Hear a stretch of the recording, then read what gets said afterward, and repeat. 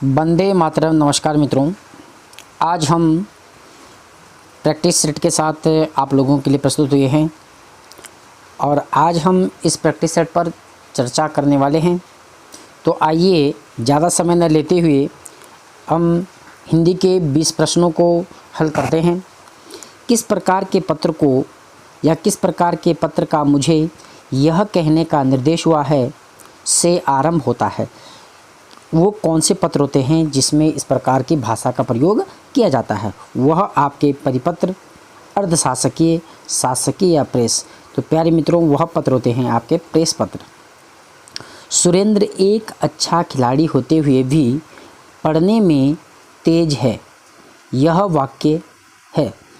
यानी कि तो सुरेंद्र अच्छा लड़का होते हुए भी जो है सुरेंद्र क्या है, एक अच्छा खिलाड़ी है और पढ़ने में तेज है। तो यह आपके का सरल वाक्य है। हिंदी को भाषा की यानी कि हिंदी को भारत की राजभाषा होने का गौरव प्राप्त हुआ 1949 को आर्टिकल 343 के तहत जो है 14 सितंबर 1949 को यह हिंदी को क्या है, राजभाषा का दर्जा मिला। सुरेंद्र ने केला और संतरा खाया, यह वाक्य है। तो विधिवाचक वाक्य है कि सुरेंद्र ने केला और संतरा खाया। किस प्रकार के पत्र में प्रेषक अधिकारी सामान्यतः केवल अपने हस्ताक्षर ही करता है और अपने पद का उल्लेख नहीं करता है। तो इस प्रकार के जो पत्र होते हैं वह पत्र है आपके पास अर्ध सरकारी पत्र, जहाँ पर जो है अपने सिर्फ हस्ताक्षर करता है, अपने पद का किसी प्रकार का उल्लेख नहीं करता है। अनुशासन शब्द जो है, अनुशासन जो शब्द है आपके पास, यह है आपके पास क्या है, एक यौगिक शब्द है। दाजू रचना किसकी है? दाजू रचना बहुत ही महत्वपूर्ण रचना है। यह रचना जो आपके पास शेखर जोशी की दाजू रचना है। अगला है विविध भारती प्रसारण सेवा की शुरुआत कब हुई? तो विविध भारती प्रसारण सेवा की जो शुरुआत हुई है वह आपके पास 1957 ईस्वी में जो इसकी क्या है, शुरुआत हुई है। कवियत्री महादेवी वर्मा का जन्म कब हुआ? तो कवियत्री महादेवी वर्मा का जो जन्म हुआ है 1907 ईस्वी में इनका क्या है, जन्म हुआ है कवियत्री महादेवी वर्मा का। निम्न में से आलोक शब्द का विलोम है। तो आलोक शब्द का जो विलोम है, आलोक शब्द का विलोम हो जाएगा आपके पास क्या है, अंधकार। आलोक मतलब उजाला, अंधकार मतलब आपके पास क्या, अंधेरा। दारुण शब्द का अर्थ है, तो दारुण शब्द का जो अर्थ होगा वो दारुण शब्द का अर्थ है भयंकर। दारुण शब्द का क्या अर्थ है, भयंकर है। संविधान की 8वीं अनुसूची में कौन सी भाषा शामिल नहीं है? तो बोडो भी है, मैथिली भी है, डोगरी भी है, भोजपुरी संविधान की 8वीं सूची में जो भाषा शामिल है उन भाषाओं में नहीं रखी गई है।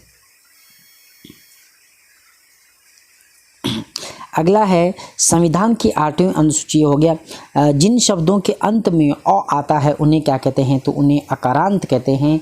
जिन शब्दों के अंत में अ आता है उन्हें अकारांत शब्द कहते हैं। उन्हें कौन से शब्द कहते हैं प्यारे मित्रों? उन्हें अकारांत शब्द कहते हैं। अगला प्रश्न है मनोविज्ञान में कौन सी संधि है? तो मन प्लस विज्ञान में आपके पास कौन सी संधि है? विसर्ग संधि है। एक ही वर्तनी शुद्ध है, बाकी सब वर्तनी जो है आपके पास क्या है, अशुद्ध है। तो अक्षोणी आपके पास जो है शुद्ध वर्तनी है, बाकी जो आपके पास राज्य महल दिख रहा है, कोमलांगनी दिख रही है, निरोग दिख रहा है, ये सब जो है आपके पास क्या है, अशुद्ध वर्तनी है। गोत्र शब्द का तत्सम रूप होगा गोत्र। गोत्र शब्द का जो तत्सम रूप है, तद्भव रूप है, वह आपके पास क्या होगा, गोत होगा। गोत्र तत्सम है और गोत आपके पास जो है तद्भव है। बेनसाफी में प्रयुक्त उपसर्ग है, तो बेनसाफी में जो प्रयुक्त उपसर्ग है वह उपसर्ग है आपके पास वे प्रयुक्त उपसर्ग है। पापा ने आपका लेख पढ़ लिया, पापा ने आपका लेख पढ़ लिया। मैं कालव्य जन बताइए। तो इसमें जो है आसन भूतकाल है। पापा ने आपका लेख पढ़ लिया है, यानी कि पापा ने जो है जो आपका लेख है वह लेख आपका पढ़ लिया है। तो इसमें प्यारे मित्रों कौन सा है, आसन भूतकाल है। अगला है कारक के वेद कितने होते हैं।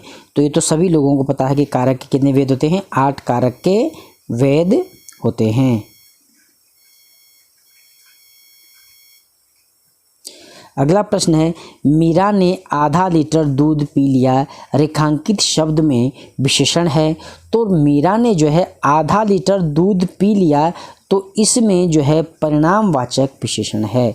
इसमें कौन सा विशेषण है, परिणामवाचक विशेषण है। तो आज के लिए प्यारे मित्रों हिंदी की यह भाग 1 प्रश्नोत्तरी आई है और इसके बाद जो है आपके पास उत्तराखंड का भाग 2 प्रश्नोत्तरी अभी तुरंत आप लोगों के लिए हम लाएंगे। तब तक के लिए अपना ध्यान रखिए। जय हिंद, वंदे मातरम।